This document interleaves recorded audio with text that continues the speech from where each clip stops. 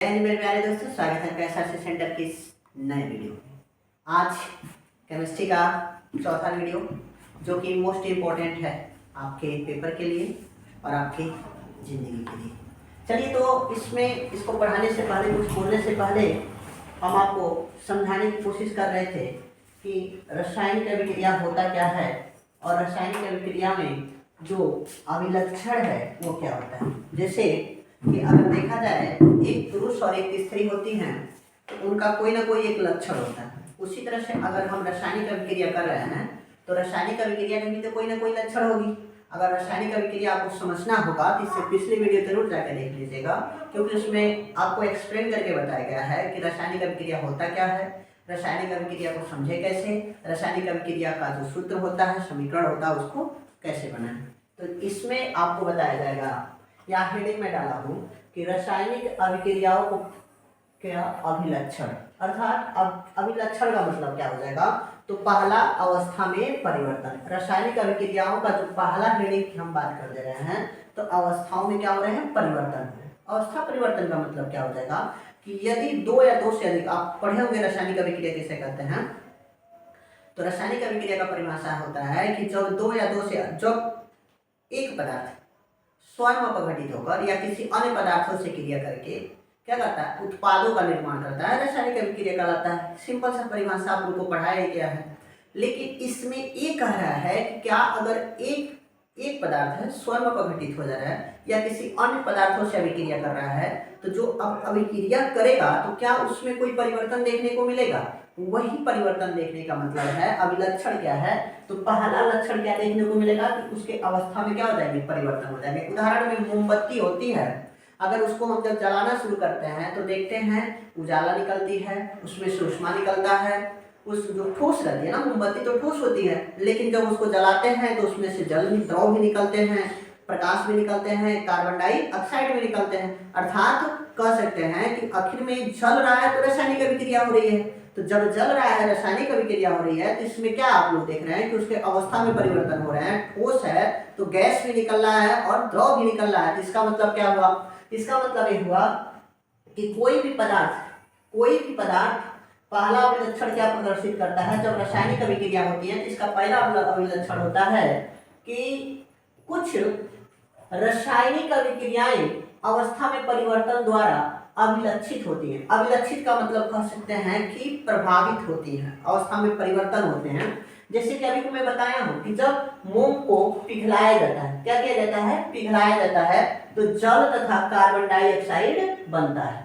यह जो यहाँ मोम एक ठोस है, क्या बताया आपको, कहे ना कि अवस्था में परिवर्तन हो रहा है। मोम क्या एक ठोस है, ठोस पदार्थ होते हुए भी जल तथा कार्बन डाइऑक्साइड, यानी कि कार्बन डाइऑक्साइड का मतलब CO2 का निर्माण कर रहा है। आप सोच कर देखिए कि एक ठोस जल का निर्माण कर रहा है, कार्बन डाइऑक्साइड का निर्माण कर रहा है, मतलब गैस का निर्माण कर रहा है। इसके अवस्था में परिवर्तन क्या हो रहा है। पहला हम देख रहे हैं कि जो मोमबत्ती है ये किस अवस्था में है, ठोस अवस्था में। लेकिन जब अपना अवस्था परिवर्तन कर रहा है तो जल में और किस में बदल जा रहा है, CO2 में, कार्बन डाइऑक्साइड में परिवर्तित हो रहा है। तो एक है लिक्विड और एक क्या दिखाई दे रहा है, गैस दिखाई दे रहा है। तो अवस्था में परिवर्तन हो रहे हैं।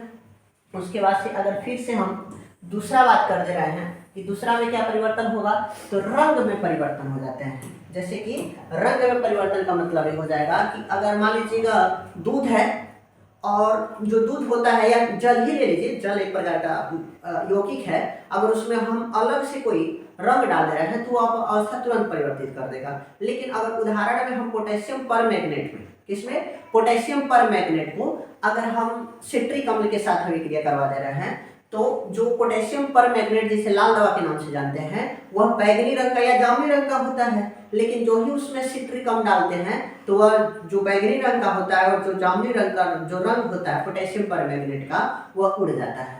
समझ रहे हैं। तो क्या रंग में परिवर्तन हो रहा है, बिल्कुल हो रहा है। तो इसका मतलब क्या हो जाएगा, अवस्था में परिवर्तन। दूसरा हेडिंग क्या हो सकता है, पहला क्या था, तो पहला था अवस्था में परिवर्तन, और दूसरा क्या है, रंग में परिवर्तन। तो क्या हो जाएगा कि कुछ रासायनिक अभिक्रियाएं रंग द्वारा अभिलक्षित होती है, यानी कि रंग में क्या होता है, उनका परिवर्तन होता है। जैसे कि सिट्रिक अम्ल। सिट्रिक अम्ल का सूत्र जरूर लिख लीजिएगा, C6H8O7 होता है सिट्रिक अम्ल का सूत्र, समझ रहे हैं। पोटेशियम परमैंगनेट, पोटेशियम परमैंगनेट का सूत्र होता है KMnO4, पोटेशियम परमैंगनेट का सूत्र होता है। के साथ क्रिया कराते हैं तो पोटेशियम परमैंगनेट का विलयन, जो पोटेशियम परमैंगनेट का जो विलयन होता है क्या बताए हैं, या तो वो बैगनी होता है, बैगनी, या तो जामुनी रंग जो होता है वो क्या होते हैं, विलुप्त हो जाते हैं। अर्थात जब हम सिट्रिक अम्ल को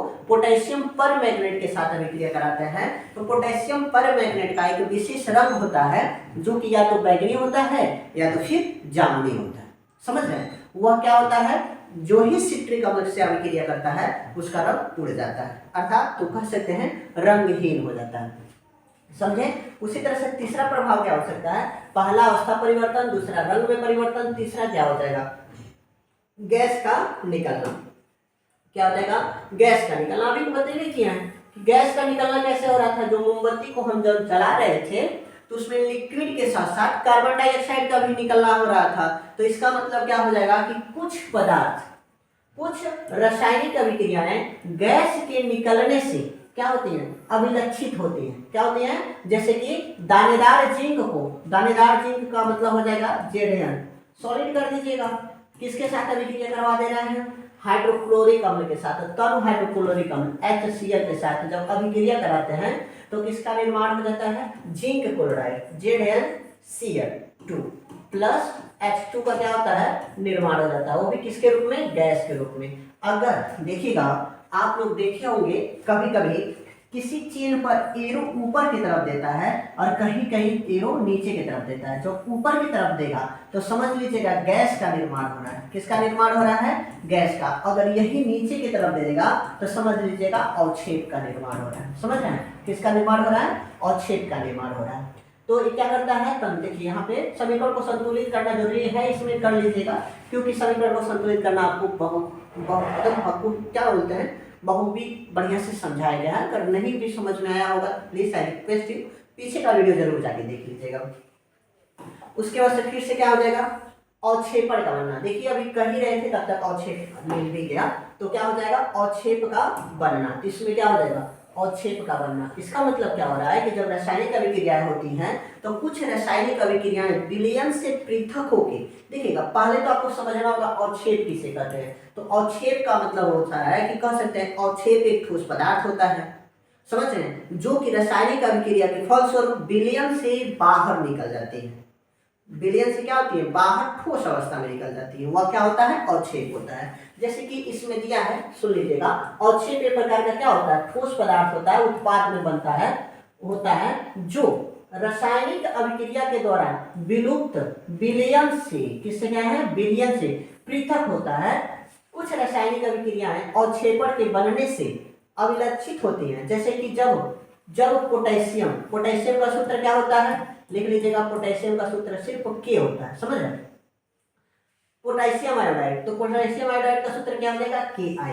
विलयन को लेड नाइट्रेट के विलयन में, तो लेड नाइट्रेट का सूत्र क्या होता है, PbNO3, लेड नाइट्रेट का सूत्र है। को विलयन को जब मिलाया जाता है तो किसका अवक्षेप बनता है, यहाँ देखिएगा, यहाँ लीड आयोडाइड का अवक्षेप, पीला अवक्षेप प्राप्त होता है। तो इसको जब अभिक्रिया करेंगे, इधर हम लिख दे रहे हैं, इन दोनों को जब अभिक्रिया कर रहे हैं तो किसका निर्माण हो रहा है, PbI, lead iodide plus KNO3, potassium nitrate का निर्माण हो जाता है। तो ये जो हिस्सा दिखाई दे रहा है, ये वाला हिस्सा, यही हमारा क्या है, अवक्षेप है, जो कि किस रंग का है, पीला अवक्षेप है, पीला अवक्षेप। अवक्षेप का अगर परिभाषा आपसे कोई पूछ रहा है तो आप बस बता दीजिएगा कि अवक्षेप एक ठोस पदार्थ होता है जो अभिक्रिया में उत्पाद में अभिक्रिया के फलस्वरूप उत्पाद में विलयन से पृथक होके बनता है, समझ गए। उसके बाद से फिर से अगर हम बात कर देंगे ताप में परिवर्तन, अर्थात अगर हम बात कर दें जो रासायनिक अभिक्रियाएं हो रही हैं तो उसमें ताप में भी तो परिवर्तन होते होंगे। यही तो आप लोग पढ़े हैं, ताप का प्रभाव पढ़ेंगे, रासायनिक अभिक्रिया को प्रभावित करने वाले कारक में ताप का प्रभाव पढ़ा जाएगा, संघनन पढ़ा जाएगा, उत्प्रेरक पढ़ा जाएगा, उत्प्रेरण पढ़ा जाएगा। तो इसमें हमको ये समझना होगा कि ताप का क्या प्रभाव पड़ता है। तो कुछ रासायनिक अभिक्रियाएं ताप में परिवर्तन के द्वारा अभिलक्षित होती है। उदाहरण में जब बिना बूझा का सूत्र क्या हो जाएगा, बिना बूझा चूना कैल्शियम ऑक्साइड, बिना बूझा चूना को जल के साथ अभिक्रिया कराते हैं। तो यहाँ पे जल का सूत्र लिख लीजिएगा, जल का सूत्र क्या हो जाएगा H2O के साथ अभिक्रिया कराते हैं तो बूझा चूना प्राप्त होता है। यहाँ देखिएगा बूझा चूना बनने का मतलब हो जाएगा, इसका सूत्र हो जाएगा कैल्शियम हाइड्रोक्साइड CaOH का वोल्ट वाइज प्राप्त हो। अत्यधिक इसमें से क्या निकलता है, अत्यधिक मात्रा में उष्मा निकलता है। तो इसका मतलब ये हुआ कि दुकान पे आप लोग जाते हैं, जो सुरती नहीं खाते हैं लोग, तो जो सुरती खाते हो तो जो सुरती वाला चूना होता है तो वो पहले जाइएगा दुकान से, अगर 1 किलो भी चूना खरीदेंगे तो 5-6 रुपया मिल जाएगा। उसको ला के किसी बर्तन में रख के और थोड़ा सा उसमें पानी डाल दीजिएगा, देखिएगा कि बर्तन पूरा एकदम हीट हो जाता है। हिट क्यों हो जा रहा है, क्योंकि जब आप पढ़े ना कि जब पढ़ेंगे लोग संयोजन अभिक्रियाएं या संकलन अभिक्रियाएं तो वह सबसे अच्छा उदाहरण होता है जहां पर एकल उत्पाद का निर्माण होता है। उस एकल उत्पाद में सबसे ज्यादा महत्वपूर्ण भूमिका निभाता है कि वह उष्मा का अवशोषण यानी कि उष्मा उत्सर्जित करता है, समझ रहे हैं, अर्थात वह उष्मा क्षेपी होता है।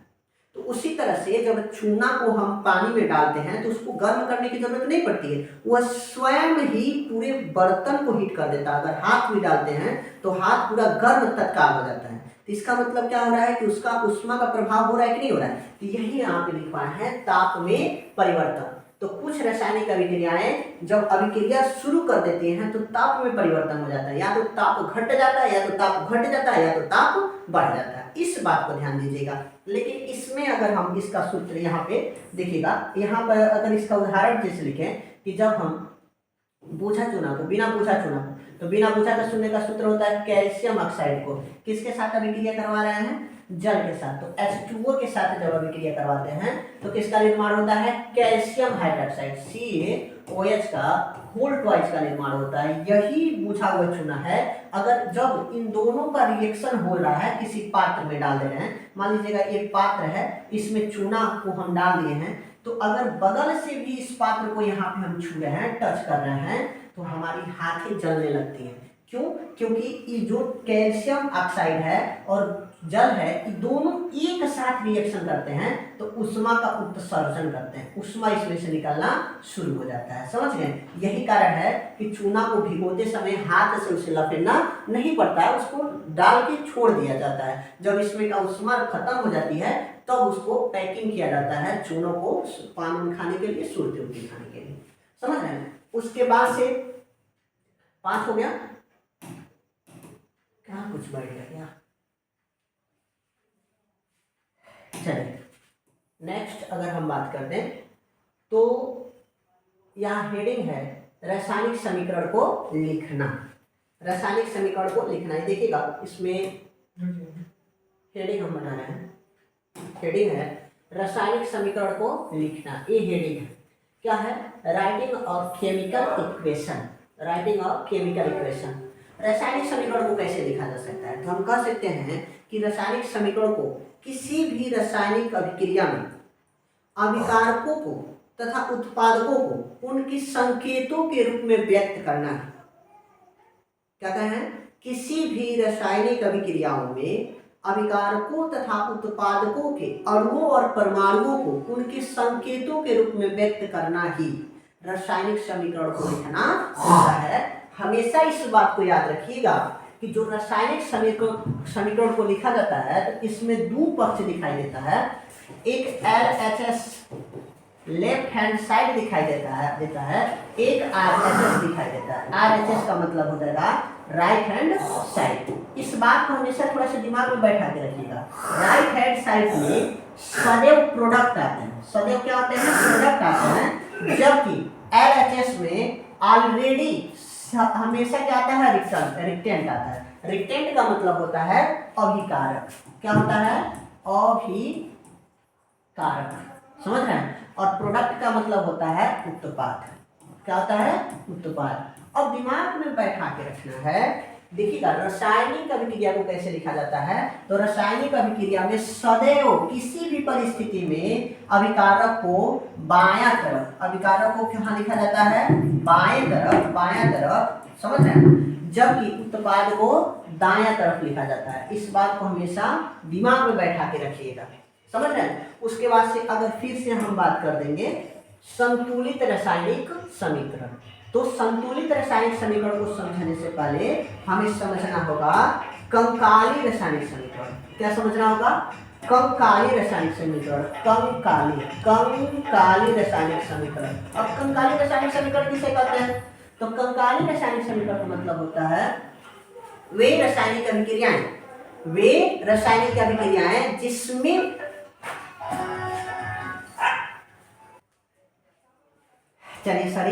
कंकाली रासायनिक समीकरण किसे कहते हैं, पहले इसको ध्यान से समझिएगा। कंकाली का मतलब अगर हम लोग का शरीर है ना, मांस नहीं है, सिर्फ हड्डियों का एक ढांचा है, उसी को कंकाल कहते हैं। तो उसी तरह से अगर कंकाली समीकरण कहती हैं तो समीकरण को एक कंकाली समीकरण कहते हैं। कंकाली समीकरण का मतलब हो जाएगा वे रासायनिक समीकरण जिसमें अभिकारकों के अणुओं और परमाणुओं की संख्या उत्पादकों के अणुओं और परमाणुओं की संख्या के बराबर नहीं होती है, क्या कहलाती है, कंकाली रासायनिक समीकरण कहलाती है। उदाहरण में अगर मैं आपको समझाना चाहूँ तो मान लीजिएगा अगर A है प्लस B है, समझ रहे हैं, इधर जब अभिक्रिया किए हैं तो 2AB का निर्माण कर दिया।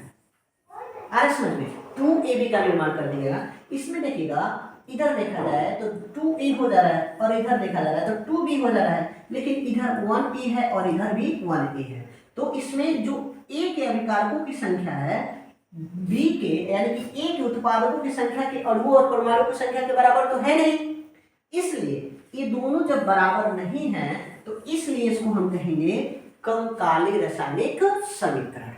क्या ये बातें समझ में आ रही है। उसी तरह से कंकाली रासायनिक समीकरण को हमको पढ़ना है तो कंकाली रासायनिक समीकरण को ज्यादा महत्व तभी दिया जा सकता है कि जब हमें पता हो कि संतुलित रासायनिक समीकरण क्या होता है।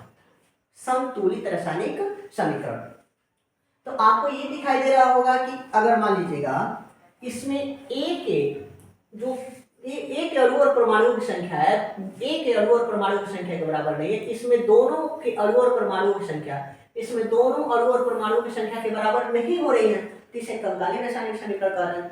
लेकिन अगर हम यही पे कह दें A plus B give sum कर दे रहे हैं 2AB, अगर 2 का इसमें गुणा कर दे रहे हैं, 2 का इसमें गुणा कर दे रहे हैं, तो दोनों की अभिक्रियाएं आपस में अणु और परमाणुओं की संख्या बराबर हो जा रही है कि नहीं हो जा रही, बिल्कुल हो जा रही है।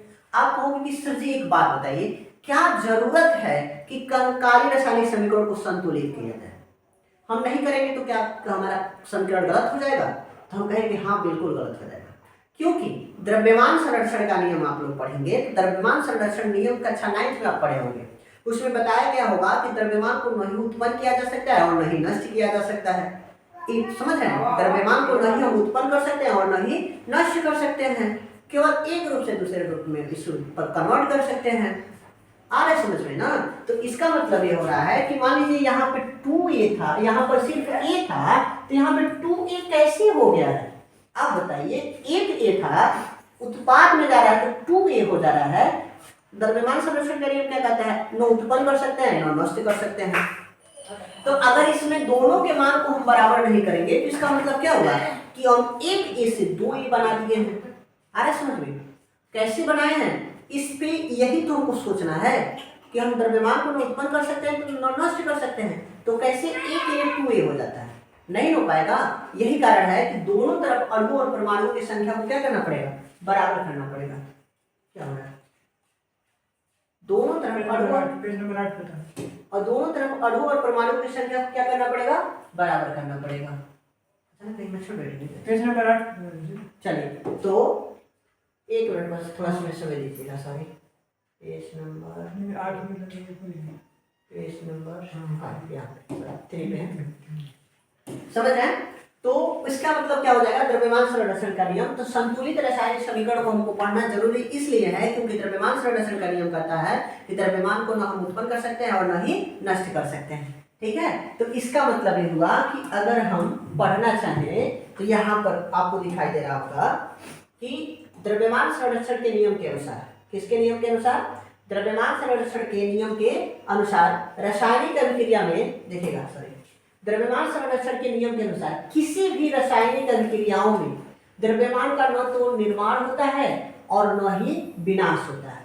किसी भी रासायनिक समीकरणों में अभिकारकों का कुल द्रव्यमान उत्पादकों के कुल द्रव्यमान की क्या होनी चाहिए? बराबर होनी चाहिए। जस्ट अभी मैं आप लोगों को मौखिक बताया हूं कि किसी भी रासायनिक अभिक्रिया में अभिकारकों का कुल द्रव्यमान उत्पादकों के कुल द्रव्यमान की क्या होनी चाहिए? बराबर होनी चाहिए।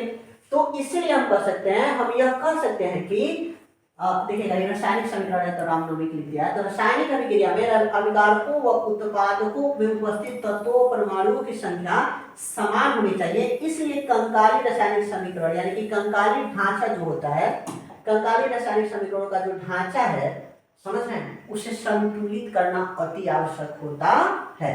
बस हमको यही दिमाग में बैठाना है कि कंकाली रासायनिक समीकरण को संतुलित क्यों करना है। तो अगर आपसे कोई पूछ रहा है तो बस एक शब्द बताइएगा कि द्रव्यमान संरक्षण के नियम के अनुसार द्रव्यमान को न उत्पन्न किया जा सकता है और न ही विनाश किया जा सकता है। यही कारण है कि अभिकारकों के अणुओं और परमाणुओं की संख्या या अभिकारकों के द्रव्यमानों की संख्या उत्पादकों के द्रव्यमानों की संख्या की क्या होनी चाहिए? बराबर होनी चाहिए। समझ रहे हैं? मुझे उम्मीद है कि आपको समझ में भी आया होगा। बस यही तक दोस्तों। अगर वीडियो पसंद आए तो प्लीज वीडियो को लाइक करें, चैनल पर नए हैं तो चैनल को सब्सक्राइब कर दें, बेल आइकन को ऑल में प्रेस कर दें और अपने दोस्तों के साथ शेयर करना ना भूलें। मिलते हैं नेक्स्ट वीडियो में, तब तक के लिए जय हिंद, धन्यवाद।